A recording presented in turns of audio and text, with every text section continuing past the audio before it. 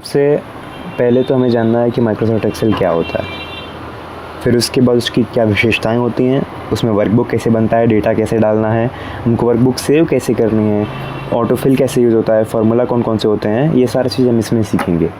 पहले तो जो हमारा रिपोर्ट कार्ड बन के आता है वो MS एक्सेल में बन के आता है। फिर एक्सेल की विशेषताएँ होती हैं कि हम डेटा एनालिसिस कर सकते हैं, चार्ट बना सकते हैं, ग्राफ बना सकते हैं, कंपैरिजन कर सकते हैं। हमें अगर कोई चीज़ का सम करना है हम बहुत जल्दी कर सकते हैं, तो ऑपरेशन जल्दी करने के लिए हम एक्सेल का यूज़ करते हैं। और भी जैसे यहाँ पे सब दिया हुआ है। अभी सबसे पहले हमको देखना है कि एक्सेल आखिर चालू कैसे होगा, तो यहाँ पे दिया है, इसके लिए हम डायरेक्ट अपने कंप्यूटर पे आएंगे। तो एक्सेल कैसे चालू होगा उसके लिए हमें सबसे पहले यहाँ पे माइक्रोसॉफ्ट एक्सेल सर्च करना है। हमारे यहाँ डेस्कटॉप पे ऑलरेडी हम इसे खोल देंगे। ये देखिए हमारा एक्सेल खुल गया, ये हमारा एक्सेल है। अब ये जो होता है ये एक वर्क बुक होती है, बुक।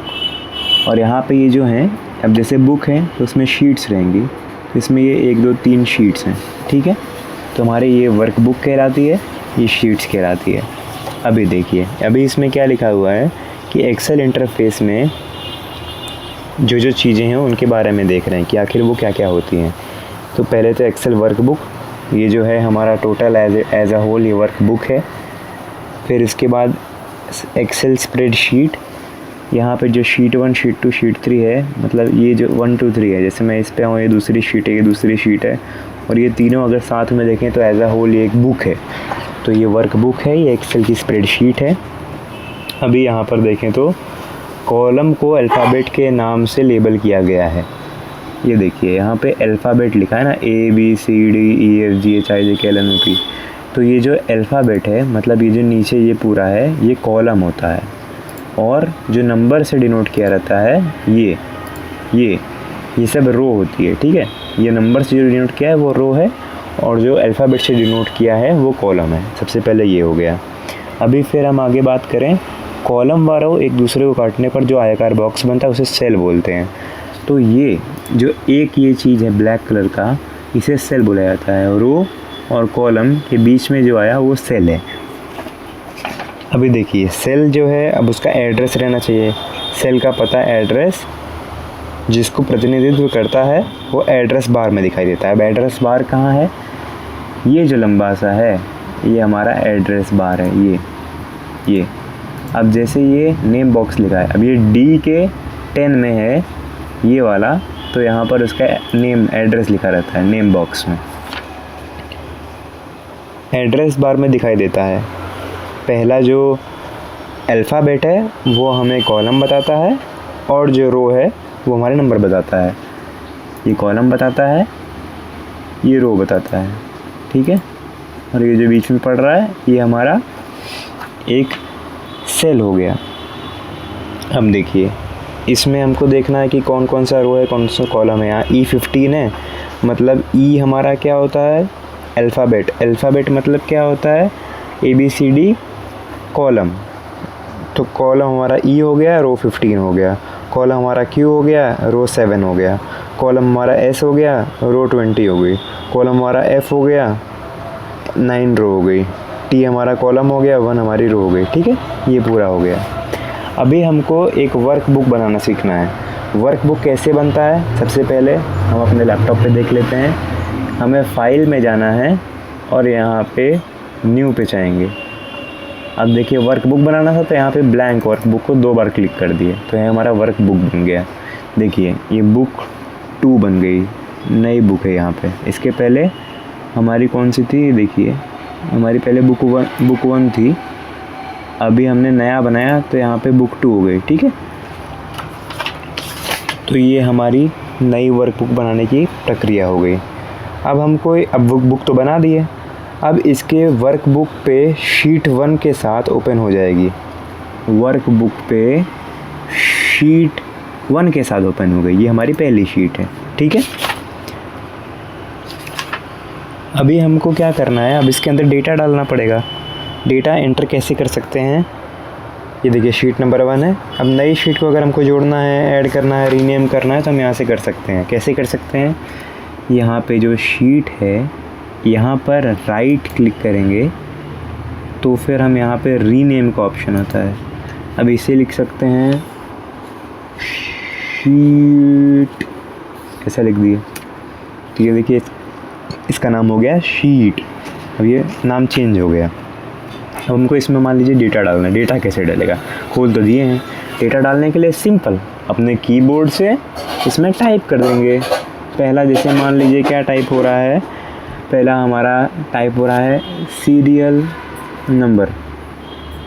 सीरियल नंबर हमने टाइप कर दिया। फिर उसके बाद ऐसे ऐसे हम सारे भी डेटा डाल सकते हैं। हम अगर इस पर डबल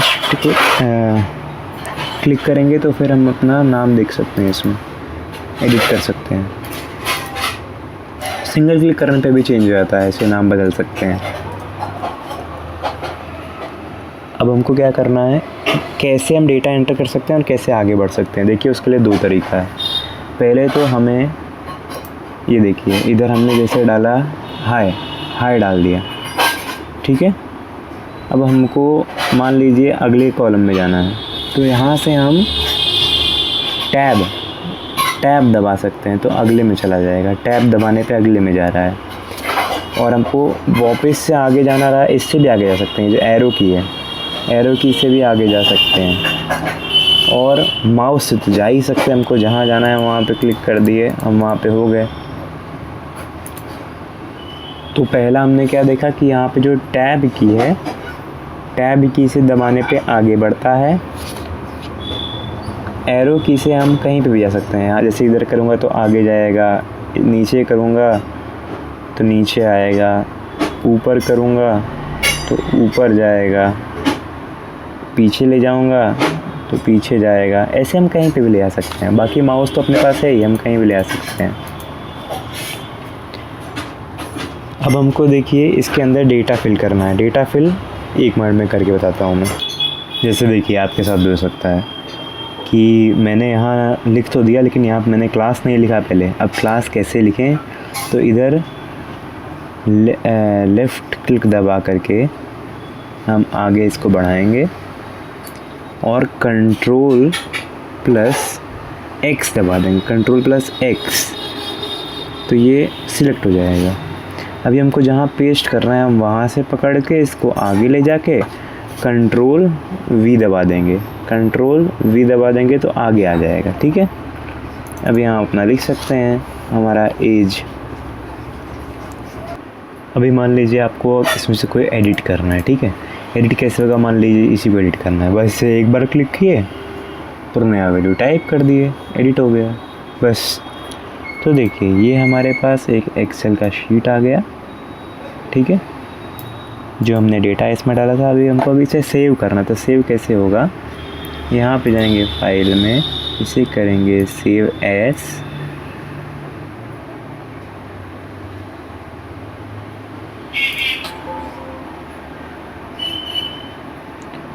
और इसको हम कहीं पे भी सेव कर सकते हैं। जैसे कि मान लीजिए हम ये कहाँ कर रहे हैं, डॉक्यूमेंट में कर रहे हैं। इधर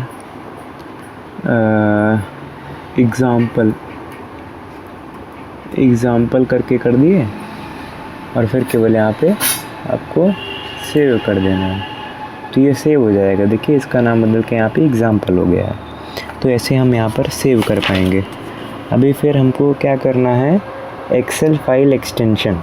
अब देखिए एक्सेल फाइल एक्सटेंशन मतलब कि एक्सेल की जो फाइल होती है, जैसे हम देखते हैं ना कोई PDF रहता है, .pdf रहता है, कोई फ़ोटो रहती है .jpg रहता है।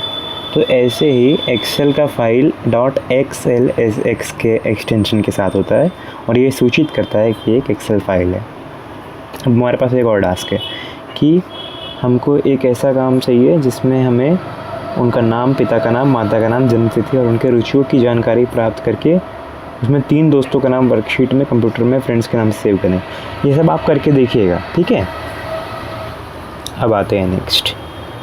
अगर हमको ऑटो फिल सीखना है कि ऑटो फिल क्या होता है, जैसे हम 1 से 100 तक तो आसान से गिनती लिख सकते हैं। 1 से 10 टाइप कर दिए, 1 से 100 हम लिख सकते हैं। लेकिन अगर 1 से 1 लाख तक करना है हमें, तो हमें ऑटो फिल का यूज़ करना पड़ता है। तो ऑटो फिल हम कैसे यूज़ करते हैं, बहुत सिंपल सी बात है। जैसे कि ये अगर आपको हटा के मैं एक बार शीट 2 में ले जाऊँ, नई शीट में, जैसे शीट बदल दिए तो ये बदल गया। देखिए कहीं पे भी जैसे 1 2 एंटर, 3 एंटर, 4 एंटर, ऐसे करते करते आप कितना देर लिखेंगे। लेकिन अगर हमको ऑटो फिल करना है, ऑटो फिल करने के लिए हम इसको लेफ़्ट क्लिक करके, ये जो नीचे प्लस का सिंबल आया इसे बढ़ के नीचे खींचेंगे। देखिए 5 आ रहा है, 6 आ रहा है, 7 आ रहा है, नीचे करते जाएंगे तो 15 तक 16 तक ऐसे लिखा जाएगा, पूरा 16 तक लिखा गया, हमको लिखने की ज़रूरत नहीं पड़ी। ये होता है ऑटो फिल। और केवल नंबर्स नहीं, जैसे कि हम यहाँ पर लिख सकते हैं जनवरी, जैन लिख के देखते हैं, ठीक है। जैन लिख के देखें तो ये सारा का सारा शॉर्ट फॉर्म में आ जाएगा, ठीक है। जैसे दिसंबर तक आ गया, यहाँ पे हम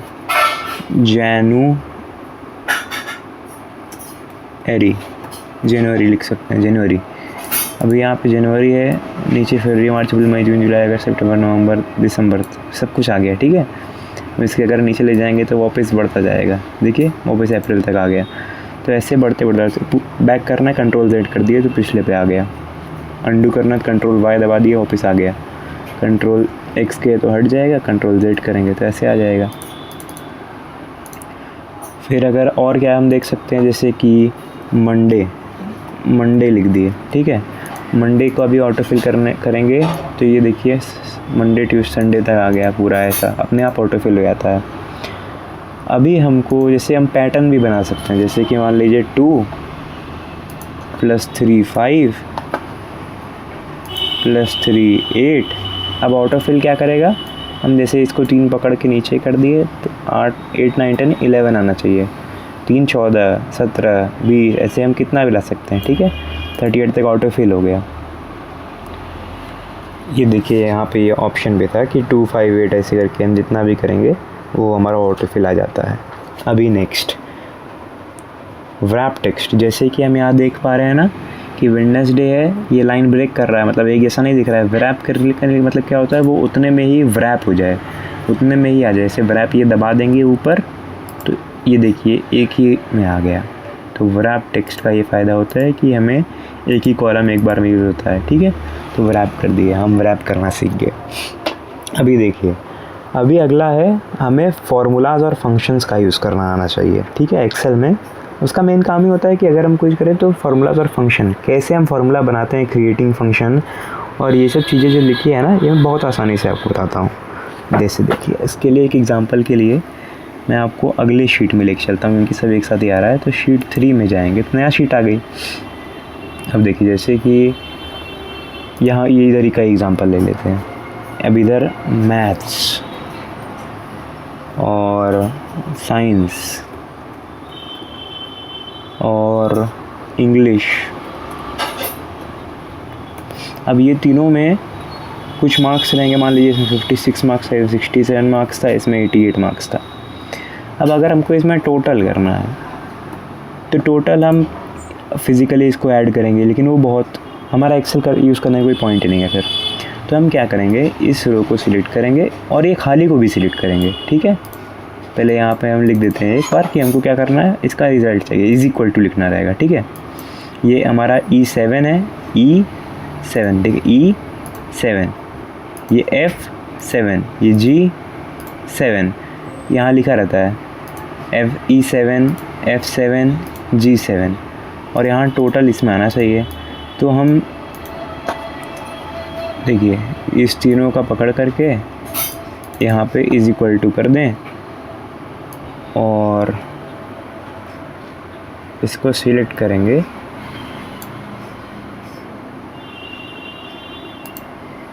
और एंटर मारेंगे।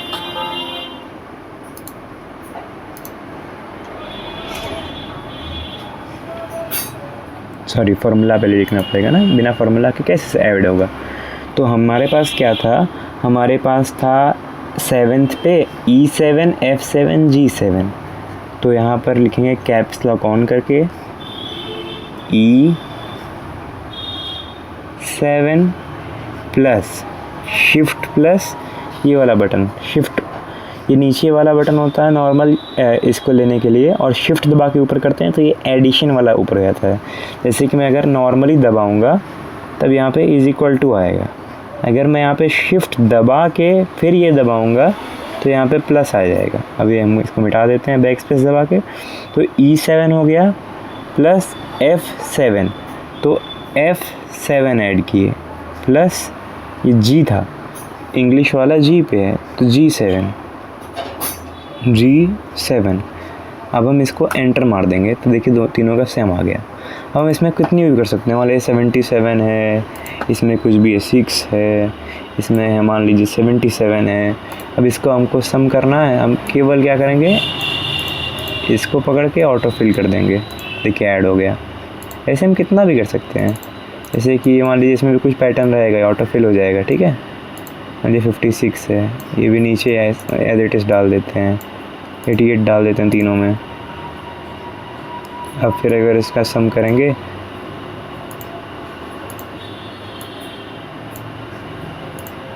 तो ऐसे ऐसे इतना आता जाएगा।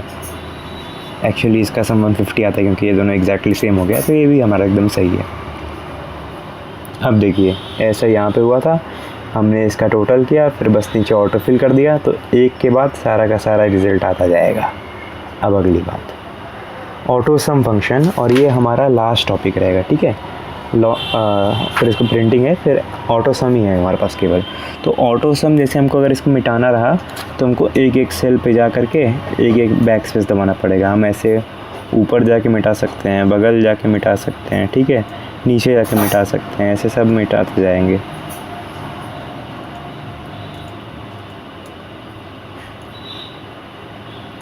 ठीक है, अभी हम जैसे ऑटो सम हमको जानना है ना, तो ऑटो सम के लिए जैसे मान लीजिए यहाँ पे मैथ्स है, यहाँ पे साइंस है, यहाँ पे SST है, और हमको क्या करना है, इसमें 12 मार्क्स 23 मार्क्स है, 45 मार्क्स है, 66 मार्क्स है, इसमें 66 है, इसमें 88 है, इसमें 9 मार्क्स ही हैं केवल।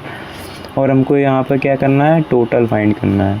अब हम टोटल फाइंड कैसे करेंगे, इसे ऐसे सिलेक्ट करेंगे और यहाँ जाएंगे फार्मूलाज में, ऊपर यहाँ एक ऑटो सम आता है, ये देखिए सम अपने आप आ गया।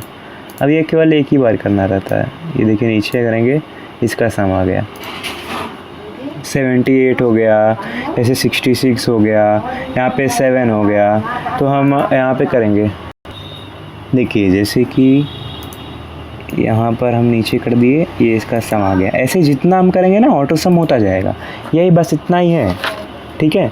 अभी हमको क्या करना है, अभी वर्कशीट को अगर प्रिंट करना है तो हम प्रिंट कैसे करेंगे, जैसे मान लीजिए हमने सबसे ज़्यादा काम किस में किया था, शीट 1 में किया था। ये इसको प्रिंट करना है तो यहाँ पे जाएंगे फाइल में, यहाँ प्रिंट लिखा है और यहाँ पर PDF रेडी टू प्रिंट, अगर कोई प्रिंटर है तो आ जाएगा, या तो PDF में आ जाएगा, ठीक है। केवल रेडी टू प्रिंट करना है, डबल प्रिंट करके हम कैसे भी प्रिंट कर सकते हैं। यहाँ देखिए प्रिंट का ऑप्शन रहता है, केवल दबा दिए और फिर अब इसका PDF में सेव होता है, ये प्रिंटिंग के बाद PDF में सेव होता है। मान लीजिए इसको भी नाम देते हैं EX1, ठीक है। ये हमारा PDF में सेव हो गया और ये